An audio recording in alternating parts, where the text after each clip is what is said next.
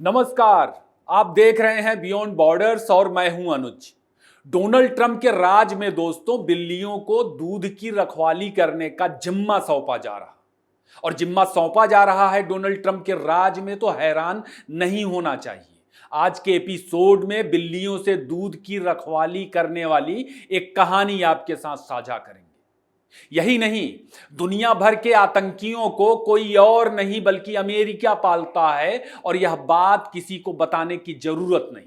लेकिन ट्रंप प्रशासन में ट्रंप के खासम खास रहे एलोन मस्क ने सोशल मीडिया पर एक शब्द लिख करके अमेरिका में इस वक्त तहलका मचा दिया। वह शब्द क्या है, एलोन मस्क ने क्या लिखा, इसे भी बताऊंगा। बाकी जेलेंस्की यूरोप का पप्पू नहीं वार हीरो है, यह तर्क सोशल मीडिया पर आप लगातार सुन रहे। जेलेंस्की को क्यों वार हीरो बताया जा रहा, क्यों जेलेंस्की और यूक्रेन से मोदी और भारत की तुलना की जा रही, आखिर में दो चार लाइनें इस पे भी बोलेंगे। यह भी बताएंगे कि रूस को लेकर यूके वगैरह में क्यों खौफ पसरा हुआ है, अमेरिका यूरोप के तमाम देश किस तरह की तैयारियां कर रहे हैं। तो उम्मीद है आप अंत तक बने रहेंगे, अपनी राय जरूर साझा करेंगे। दोस्तों, आज 3 खबरों के आगे पीछे की कई कहानियां हैं और सबसे पहले मैं आपको हैरान करने वाली खबर के बारे में जानकारी देता हूं। खबर यह है कि यूनाइटेड नेशन सिक्योरिटी काउंसिल की एंटी टेरर कमेटी में पाकिस्तान को उपाध्यक्ष बनाया गया। यह घटना बिल्कुल वैसे ही है कि आपने एक बिल्ली को बोला कि अब तुम्हारे ऊपर दूध की रखवाली का जिम्मा है। एक तरह से शातिर दुर्दांत चोर को खजाने की रखवाली करने के लिए नियुक्त कर दिया गया हो, यह मामला बिल्कुल वैसा ही है। आपने एक आदमखोर को लोगों के जान माल की सुरक्षा की जिम्मेदारी सौंप दी। इसे ऐसे भी समझ सकते हैं। यूएनएससी ने बिल्कुल यही किया है दोस्तों। पूरी दुनिया हैरान है कि ये हो क्या रहा है। ट्रंप के दौर में दुनिया को आखिर क्या क्या देखना पड़ेगा। दुनिया हैरान क्यों है? असल में ओसामा बिन लादेन को अमेरिका ने पाकिस्तान में ही घुस के मारा था। दुनिया के सारे खूंखार आतंकी संगठन पाकिस्तान की जमीन से काम करते हैं और इसमें कई सारे प्रतिबंधित आतंकी संगठन भी शामिल हैं। इन संगठनों का अल कायदा, Islamic state, Hamas, Houthi, Boko हरम जैसे संगठनों से भी रिश्ता जगजाहिर हो चुका है। अभी ऑपरेशन सिंदूर के दौरान भारत के एक्शन के बाद दुनिया को पता चला कि डेनियल पर्ल की हत्या करने वाला आतंकी भी पाकिस्तान में ही छिपा बैठा था और मारे गए तमाम आतंकियों के जनाजे में पाकिस्तानी सेना और सरकार के लोग शामिल हुए। पूरी दुनिया ने तस्वीरों को देखा। अभी बिल्कुल 4-5 दिन पहले ही एक खबर आई जिसमें सनसनीखेज जानकारी सामने निकल करके आई और पता चला दुनिया को कि तुर्की की तरह पाकिस्तान भी आतंक का बड़ा एपी सेंटर है और वह अफ्रीका के आतंकी संगठनों को भी ट्रेन कर रहा। तो पाकिस्तान किस तरह का देश है और आतंक के साथ उसका रिश्ता क्या है, यह किसी को भी दोबारा तिबारा बताने की जरूरत नहीं। बड़ा सवाल यह है कि बिल्ली को दूध की रखवाली का जिम्मा क्यों और किस वजह से सौंपा गया। यूएनएससी में पाकिस्तानी बिल्ली को एंटी टेरर कमेटी में दूध की रखवाली के लिए दोस्तों चीन और अमेरिका की वजह से जिम्मेदारी मिली है, जगह मिली है। और इसकी वजह दोस्तों सिर्फ भारत और उस पे वैश्विक संस्थाओं के जरिए दबाव बनाने की कोशिशें हैं। पाकिस्तान, दक्षिण एशिया, दक्षिण पूर्व एशिया, पश्चिम एशिया, विशेषकर ईरान की वजह से अमेरिका समेत तमाम पश्चिमी देशों और चीन के लिए भारत के खिलाफ एक रणनीतिक मोर्चा है। यही वजह है कि ऑपरेशन सिंदूर में एक दूसरे के धुर विरोधी अमेरिका और चीन दोनों ने मिलकर पाकिस्तान को बचाया। भारत, पाकिस्तान और ईरान के लिए डोनाल्ड ट्रंप को पाकिस्तान की जरूरत है। इसी तरह अफगानिस्तान और भारत के लिए, भारत के खिलाफ चीन को भी पाकिस्तान की जरूरत है। लेकिन चीन की एक और बड़ी हालिया जरूरत अभी निकल करके सामने आई, वह जरूरत बलूचिस्तान है। ऑपरेशन सिंदूर में पाकिस्तान के हमेशा हमेशा इलाज के लिए जो ऑपरेशन अभी भी एक्टिव है, और इलाज क्या है? इलाज यह है कि पाकिस्तान का उसकी अपनी अंदरूनी वजहों से बिखराव हो जाए, पाकिस्तान बिखर जाए, टूट जाए, खासकर बलूचिस्तान उससे अलग हो जाए। बलूचिस्तान में कई सालों से चीन ने भारी भरकम निवेश किया हुआ है, मगर उसे चीन निचोड़ नहीं पा रहा। अब चूंकि पाकिस्तान यूएनएससी में एंटी टेरर कमेटी में उपाध्यक्ष है, तो वह इस संस्था का इस्तेमाल कर बलूचिस्तान को बचाने की कोशिश करेगा। कहां इस्तेमाल करेगा? बलूचिस्तान और अफगानिस्तान के लिए। क्या इस्तेमाल करेगा? खुद को अफगानी और बलूच आतंकवाद का विक्टिम बनाकर पेश करेगा दुनिया के सामने, और बलूचिस्तान में इसी आड़ में जो यूएनएससी ने उसे मुहैया करवाया है, बलूचिस्तान में दमन करेगा, जैसे सालों से पाकिस्तान वहां पर करता आया है। इसमें चीन और पाकिस्तान दोनों का उल्लू सीधा होगा। जबकि अफगानिस्तान को काबू करने के लिए अमेरिका को पाकिस्तान की जरूरत है, तो अमेरिकी हित भी पाकिस्तान के जरिए इस पूरे क्षेत्र में पूरा होंगे। इस्लामिक स्टेट खुरासान प्रोविंस और अल-कायदा इस वक्त तालिबान के विरोध में है, और पाकिस्तान की सेना और सरकार के साथ इस वक्त कंधे से कंधा मिला के अफगानिस्तान में भी और बलूचिस्तान में भी लड़ रहे हैं पाकिस्तान के लिए। बलूचिस्तान में इस्लामिक स्टेट ने अपने एक्टिव कैंप के जरिए बलूचों के खिलाफ जिहाद की घोषणा अभी हाल ही में की थी, तो चीजों को समझा जा सकता है। यूएनएससी में पाकिस्तान को जगह क्यों दी गई, यह समझा जा सकता है। जहां तक बात यूएनएससी की विश्वसनीयता का है, तो यूएन की तमाम संस्थाओं को जिस तरह इजराइल ने भगाया, वह बहुत कुछ बताने के लिए पर्याप्त है। बाकी अमेरिका जिसे बताएगा उसे आतंकी माना जाएगा। ट्रंप प्रशासन के महत्वपूर्ण स्तंभ एलोन मस्क जो अभी अभी बाहर हुए, उन्होंने ट्विटर जो अब एक्स है वहां एक कमेंट को रिप्लाई करके अमेरिका की असलियत पर मुहर लगा दी कि असल में अमेरिका है क्या। किसी ने अपनी रिप्लाई में बताया कि यूएसएड आतंकवाद की फंडिंग करता है। एलोन मस्क ने इस रिप्लाई को रीशेयर करते हुए यस लिखा, यानी मस्क ने लिखा कि हां, यूएसएड आतंकवाद को फंड करता है। लोग इस पे अपनी राय वहां पर दे रहे हैं, और अमेरिका के बारे में, यूएसएड के बारे में बहुत सारी चीजें वहां पर निकल करके सामने आ रही, जिसे यहां दोहराने की जरूरत नहीं।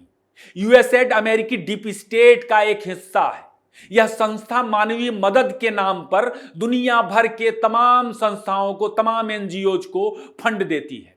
उदाहरण के लिए बांग्लादेश में, पाकिस्तान में, फिलिस्तीन में और अफ्रीका के तमाम देशों की अलग अलग संस्थाओं में फंड दिए जाते हैं।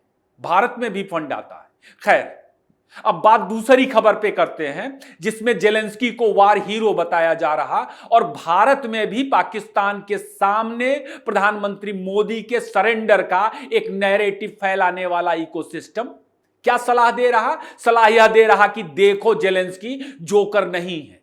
जेलेंस्की से, यूक्रेन से प्रधानमंत्री मोदी और भारत को सीखने की जरूरत है। अब यह शिवानी वर्मा है या कोई शिवानी खान, इनका एक्स हैंडल ब्लूटिक है, ढेर सारे फॉलोअर है। इन्होंने क्या लिखा है मैं आपको पढ़ के सुनाता हूं। एक आम टी शर्ट वाला आदमी अमेरिका की झूठी शांति ठुकरा दी, लोगों ने मजाक उड़ाया, कॉमेडियन है। 40 से ज्यादा रूसी लड़ाकू विमान धूल चटा दिए, ना कभी विश्व गुरु बनने का ढोंग किया, ना भाषणों में छिपा। व्लादिमीर जेलेंस्की असली नेता ऐसा होता है, ना कैमरा एंगल चाहिए, ना इवेंट्स, सिर्फ हिम्मत, लहू और देश के लिए जुनून। देश प्रेम भाषणों से नहीं, एक्शन से साबित होता है। यह शिवानी वर्मा या शिवानी खान जो भी हो, उन्होंने अपने एक्स हैंडल पर इस तरह का कमेंट किया है। असल में इस स्टेटस का मकसद एक जोकर के बहाने प्रधानमंत्री मोदी और भारत को कमजोर बताते हुए हमारे अपने यहां के पप्पू को लेकर के यह स्थापित करने की कोशिश हो रही है कि वह कितना बड़ा विजनरी है। उन्हें पप्पू मत समझिए। आप उन्हें पप्पू समझ रहे थे तो आप गलती कर रहे थे। दोस्तों, राजनीति अपनी जगह है। राजनीति में आरोप प्रत्यारोप लगते लगाए जाते हैं, लेकिन मैं उस पप्पू का यहां नाम नहीं लेना चाहता, क्योंकि वह इतना गिर चुका है कि अब उसका नाम लेने में भी उबकाई आती है। बाकी जेलेंस्की कैसा नेता है और यूक्रेन कितना ताकतवर है, यह सोचने वाली बात है। क्या सच में जेलेंस्की और यूक्रेन के सामने पुतिन और रूस कमजोर हो गए हैं? यूक्रेन कितना ताकतवर है रूस के सामने? यूक्रेन जिसे अमेरिका, समूचे यूरोप से सब कुछ मिल रहा, खतरनाक हथियार मिल रहे, इंटेल मिल रहा, अंधाधुंध पैसे मिल रहे, पश्चिमी मीडिया का जो पूरी दुनिया को सूचनाएं देता है उसका भी एक तरफा सपोर्ट मिल रहा। यहां तक कि अमेरिका, यूरोप के लोग सिर्फ ट्रेनिंग नहीं दे रहे हैं यूक्रेन को, बल्कि उसके साथ जंग भी लड़ रहे हैं। कई सारी रिपोर्ट्स आ चुकी हैं। दूसरी तरफ पुतिन और रूस है। रूस पर इस वक्त अमेरिका और यूरोप के कई हजार से ज्यादा सैंक्शन लगे हुए हैं। रूस के पैसों को फ्रीज कर दिया गया है और उसमें भी बहुत सारा जो पैसा था रूसी, उसे यूक्रेन को दे दिया गया। दुनिया के साथ रूस को व्यापार की अनुमति नहीं है, बावजूद रूस 3 साल से ज्यादा वक्त हो गया जंग में ना सिर्फ बना हुआ है बल्कि उसे लीड कर रहा। रूस यूक्रेन से नहीं लड़ रहा, समूचे अमेरिका और यूरोप से लड़ रहा, और क्या खूब लड़ रहा। साल 2022 से शुरू हुई जंग में रूस ने अमेरिका और यूरोप के डटे रहने के बावजूद यूक्रेन के कुल क्षेत्रफल का 22% से ज्यादा हिस्सा अब तक जीत चुका है। 22% हिस्सा। बदले में रूस के कुरुक्षेत्र का कुछ ही हिस्सा यूक्रेन के हाथ में गया है, जो बहुत मामूली है। लेकिन एक स्पाइडर वेब ऑपरेशन के बाद जेलेंस्की को वार हीरो के रूप में पेश किया जा रहा, बताया जा रहा कि देखो यूक्रेन कितना ताकतवर है। स्पाइडर वेब जरूर कामयाब हुआ, रूस के कई फाइटर जेट्स को नुकसान पहुंचा, कई बॉम्बर्स को नुकसान पहुंचा, लेकिन यह पुतिन या रूस की हार नहीं है। रूस में मौजूद घुसपैठियों की करामात है। यह पीठ पर छुरा घोंपने जैसी वारदात है जो कभी कभार ही कामयाब होती है, बावजूद कि रूस इसका खौफनाक जवाब देने को कमर कस चुका है। लेकिन आप नैरेटिव देखेंगे तो पुतिन और रूस को पराजित बताया जा रहा, जेलेंस्की को वार हीरो की तरह पेश किया जा रहा, और यही नैरेटिव ऑपरेशन सिंदूर के खिलाफ भारत में भी इस वक्त आपको नजर आ रहा होगा, जिसमें रोज भारत को पराजित बताया जा रहा। क्या भारत हार गया था पाकिस्तान के सामने? असल में जेलेंस्की और यूक्रेन के जरिए हमारे यहां के पप्पू और पाकिस्तान को 20 बताया जा रहा है, उसकी तमाम वजहें हैं और यह सभी को मालूम है, इसे भी दोहराने की जरूरत नहीं। बाकी भारत की सेना का खौफ पाकिस्तान में किस तरह है, यह हर रोज देखने को मिल रहा। और ऑपरेशन स्पाइडर वेब के बाद जैसे भारत का पाकिस्तान में खौफ है, उसी तरह रूस का खौफ यूरोप और अमेरिका में क्या है, यह भी रोज सामने आ रहा। दोस्तों, जर्मन डिफेंस चीफ ने बीबीसी से एक इंटरव्यू में चेतावनी दी है कि रूस नाटो पर आने वाले दिनों में कभी भी हमला कर सकता है। नाटो यानी अमेरिका और उसके गोरे यारों का गिरोह। ऑपरेशन स्पाइडर वेब के बाद अमेरिका, यूके और यूरोप के तमाम देशों में इस वक्त हाई अलर्ट है। उन्हें डर लग रहा कि पुतिन का रूस तगड़ा पलटवार यूक्रेन पर नहीं, बल्कि यूक्रेन को उकसाने वाले और उसे मदद देने वाले किसी देश पर करेगा जिसमें वे शामिल हैं। वे देश वह हो सकते हैं, यूरोप हो सकता है, अमेरिका हो सकता है। ब्रिटेन के प्रधानमंत्री स्टारमर का तो बयान भी आया कि रूस हमारे ऊपर हमला कर सकता है। यह स्वाभाविक है। रूस में जिस तरह धोखे से अटैक किया गया, पुतिन जवाब जरूर देंगे, पर किस पे हमला करेंगे, किस तरह हमला करेंगे, यह सिर्फ पुतिन जानते हैं। बाकी यूक्रेन पर हमला नहीं होगा, क्योंकि यूक्रेन पर तो रूस रोज हमला कर ही रहा। ब्रिटेन में स्टारमर के बयान के बाद आम लोगों में डर का माहौल है। हालांकि ब्रिटेन में रूसी दूतावास ने कहा है कि डरने की जरूरत नहीं, हम ब्रिटेन और ब्रिटेन के लोगों पर हमला नहीं करेंगे।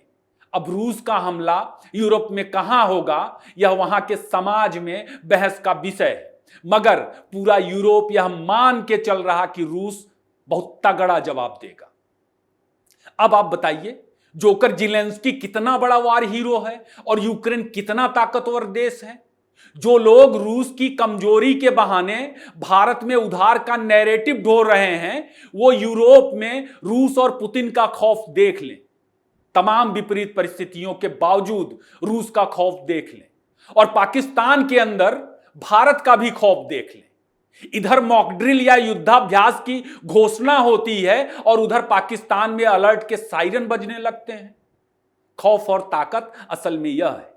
बाकी आज के लिए बस इतना ही। वीडियो कैसा लगा जरूर बताएं, इसे ज्यादा से ज्यादा लाइक और शेयर करें। फिर किसी नए विषय पर आपके साथ मुलाकात होगी। आपने इतना वक्त दिया, आपका बहुत बहुत धन्यवाद।